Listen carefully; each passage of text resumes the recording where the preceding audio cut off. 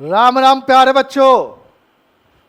वो बच्चे जो बच्चे financial accounting hire purchase system जिनको पढ़ना है, यानी सेमेस्टर फर्स्ट जनरल यूनिवर्सिटी वाले लोग, बीबीए में भी पढ़ना है ये टॉपिक, आगे भी पढ़ना है, तो हो जा तैयार।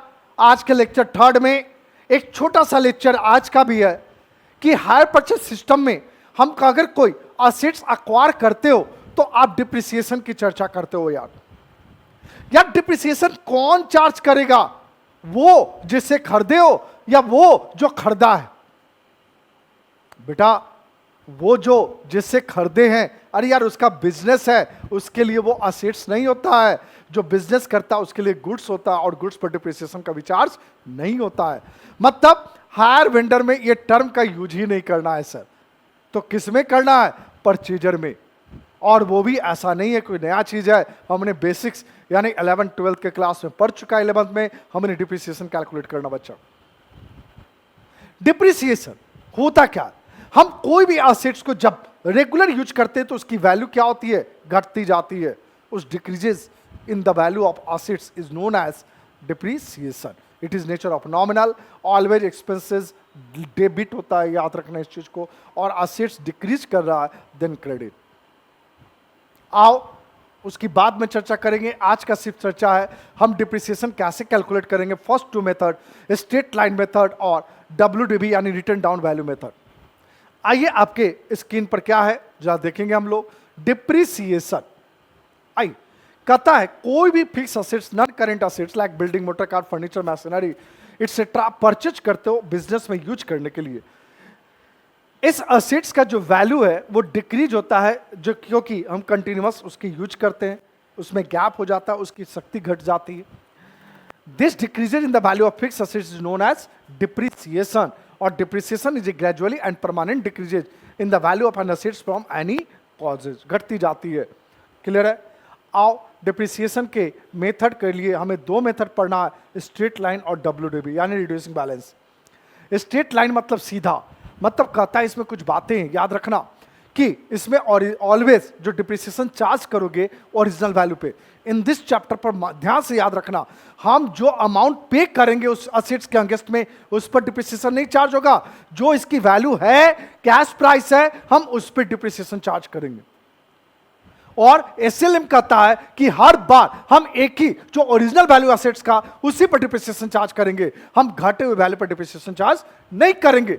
तो नहीं करेंगे ड्यू टू दिस हर साल का जो अमाउंट ऑफ डिप्रिसिएशन होगा ईयरली, वो क्या होगा? इक्वल होगा सर, अनइक्वल नहीं होगा।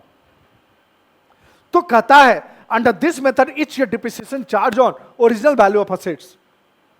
Due to this each year the amount of depreciation is equal, क्योंकि हर बार एक ही वैल्यू पर चार्ज करना है यार। Under this method after few year the value of assets is permanent zero. This is also known as original cost, cost price, either fixed instalment method.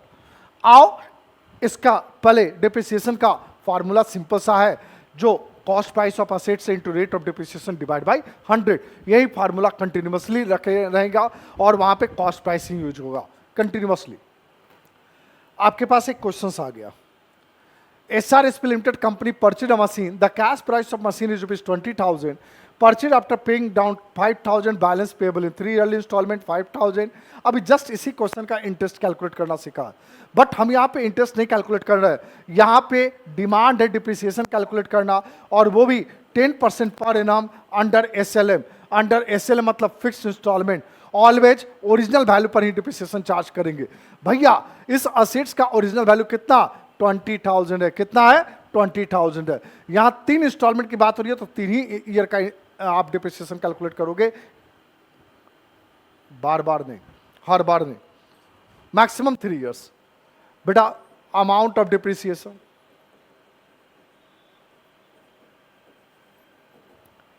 Cost price of assets यानी 20,000, rate of depreciation यानी 10% शायद था जी, 10% divide by 100 means हर साल का depreciation 2,000 per annum, मतलब etch year depreciation 2,000 होगा। ये कहता है fixed instalment method, cash price method, straight line method, कोई भी नाम दे दो बच्चा। क्लियर है? गड़बड़ाना मत। कोई भी लॉन्ग क्वेश्चंस बनाते समय आसानी पूर्वक एकदम आराम से क्वेश्चंस को पढ़ना समझना। सबसे पहले इस चैप्टर में जो क्वेश्चंस आप बनाओगे, सबसे पहला काम लॉन्ग क्वेश्चन बनाते समय याद रखना कि पहला क्रॉस चेक करना इंटरेस्ट इंक्लूडेड कि not included. Then after interest calculate कर लेंगे, डिप्रिसिएशन जो मेथड कहेगा कैलकुलेट करेंगे, उसके बाद हम जर्नल लेजर उसमें बनाना है जो बनाएंगे। अब सर आप तो जर्नल भी बताए नहीं, बताएंगे, वेट एंड वॉच।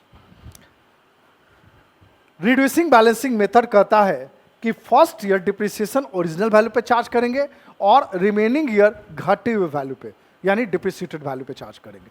तो कहता है under this method first year depreciation charge on original value of assets, on the next and subsequent year charge जो होगा वो डिप्रिसिएशन चार्ज होगा डिप्रिसिएटेड वैल्यू यानी written down value of assets यानी cost price minus depreciation.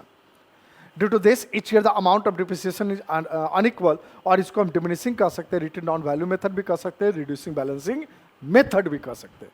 आओ इस पर भी एक एग्जाम्पल है। पहले कॉस्ट प्राइस डिप्रिसिएशन, तो फर्स्ट ईयर का फार्मूला ये होगा, सेकंड ईयर यहाँ कॉस्ट प्राइस से ना लेकर हम लिखेंगे डिप्रिसिएटेड वैल्यू ऑफ असेट्स, घटे हुए वैल्यू पर निकालें। क्वेश्चन आपका सब कुछ वही है जो पिछला था, सिर्फ यहाँ 10% डिमिनिशिंग बैलेंसिंग लिख दिया गया, क्योंकि ये एग्जाम्पल, ये लेक्चर है डिप्रिसिएशन कैलकुलेट करने का, सिखाने का। आओ कैलकुलेट करना सीखें जरा ध्यान से। Cost price of assets 20,000 less 10% depreciation, तो ये डिप्रिसिएशन बेटा कॉस्ट प्राइस पर निकलेगा। 20,000 इंटू 10/100 2,000, जो घटकर वैल्यू आएगा 18,000,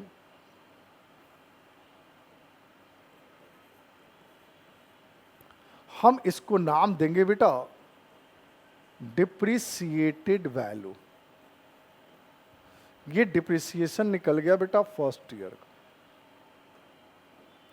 फिर लेस करेंगे 10% depreciation on second year. Second year जो डिप्रिसिएशन निकालेंगे बेटा वो घटे हुए वैल्यू पर निकालना, ये हमेशा याद रखना।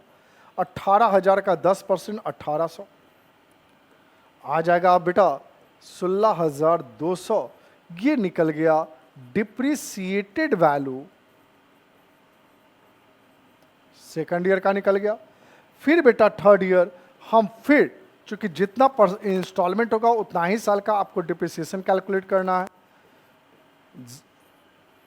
तो यहां पे हम फिर घटा हुआ वैल्यू पर निकालेंगे, यानी 16,200 का 10% बेटा 1620, 80, 15 में से 6 गया 9, 5 में से 1 गया 4, 14,980 रुपया आपका जिस डेट तक का बनाना है उस दिन का डिप्रिसिएटेड वैल्यू निकल गया।